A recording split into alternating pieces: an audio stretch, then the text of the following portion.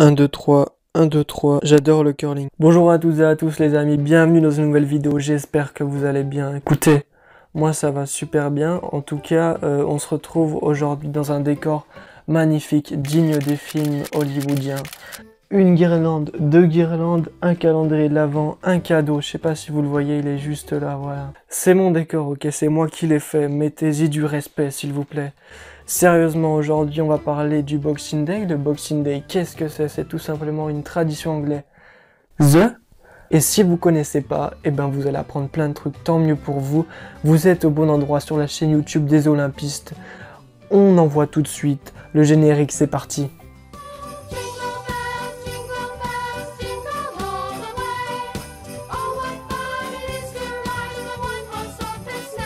Hey, jingle bells, cette vidéo n'est pas un karaoké, mesdames et messieurs, on va parler sérieusement aujourd'hui. On va parler du Boxing Day. Qu'est-ce que le Boxing Day? C'est tout simplement une tradition anglaise, c'est un jour férié. Et ce jour férié a lieu tous les ans, le 26 décembre en Angleterre. Mais d'où vient le Boxing Day? On va voir ça tout de suite avec les légendes du Boxing Day. Première légende.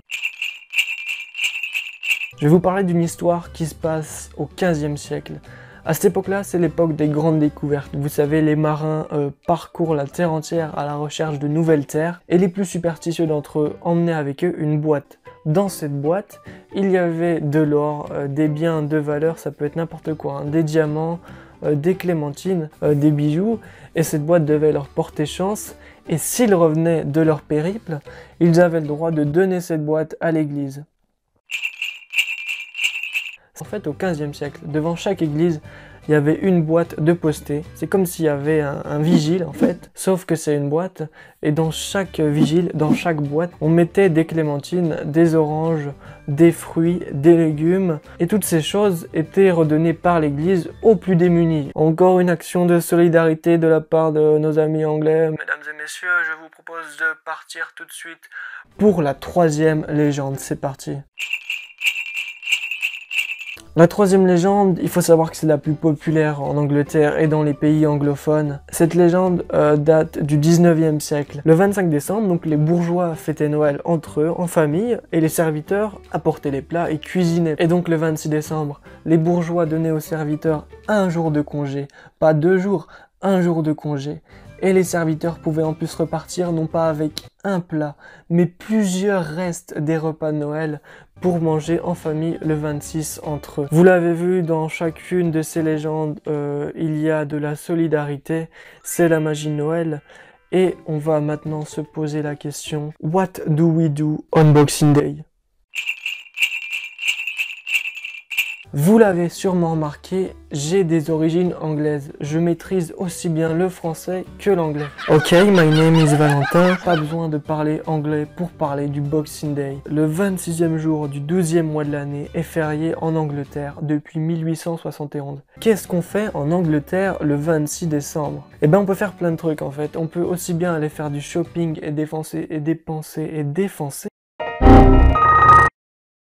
On a une première option, c'est qu'on peut aller faire du shopping et dépenser tout son argent qu'on a eu à Noël dans les fringues parce qu'il y a des soldes énormes. Le jour du Boxing Day, on peut aussi se retrouver en famille juste après le 25, c'est-à-dire qu'on enchaîne 2 repas de suite, ok? La seule différence avec Noël, c'est qu'il n'y a pas de cadeau, voilà, faut pas exagérer non plus. Et enfin, la troisième tradition du Boxing Day veut qu'on aille voir un match de foot. Parce que à partir du 26 décembre jusqu'au début janvier en Angleterre, on a énormément de matchs de foot, c'est-à-dire que les stades sont remplis à 95% en moyenne, ce qui est plutôt énorme. Cette tradition de jouer au foot le 26 décembre vient exactement de l'année 1860. En 1860, il y a un match de foot en Angleterre qui voit s'affronter le Sheffield Football Club et le Hallam Football Club, je sais pas comment on dit. Il y a plusieurs spécialités autour de ce match entre Sheffield et Hallam, La première, c'est que le club de Sheffield a été formé en fait 3 ans auparavant. Ça veut dire que pendant 3 ans, les mecs faisaient que des entraînements. La deuxième spécialité, c'est le club de Hallam. Le club de Hallam, il a été créé en fait que 3 mois avant. Donc